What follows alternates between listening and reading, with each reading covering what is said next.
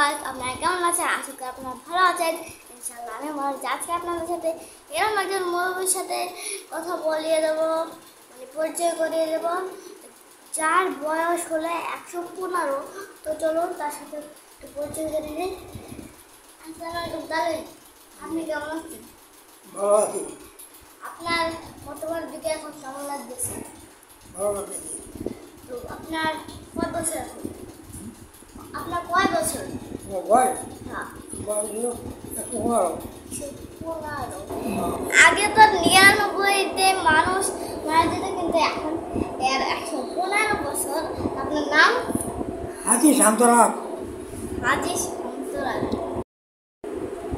আপনি কত সালে হজ করছেন? 1397। 1300 বাংলা বাংলা বাংলা 1397। তারপরে আপনার ছেলে কয়জন ছিল? আমার ছেলে 5টা, 5টা, ভাইয়া 3টা। মায়ের 3টা। ছেলে 5টা, মায়ের বছরে সেদিকে অবস্থা কি, বা আপনার এখন কেমন লাগছে এই বছরে? বুঝলাম না। এই বয়সে আপনার কতটা ভালো অবস্থায় আছেন? ভালো অবস্থায় আছে, অতই ভালো অবস্থায় আছে। আপনার ছোটবেলায় বা একটু স্মৃতি বলবেন। ছোটবেলায় কি আছে? ছোটবেলায় কি কাজ করছি? হ্যাঁ।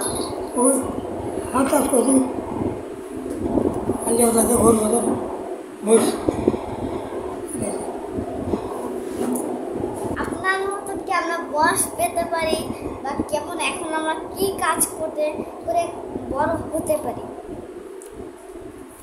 বড় বয়স আল্লাহ আছে, বয়স আল্লাহ তোমাদের কতদিন হায়াত দেয় আমি কেমন দেবো।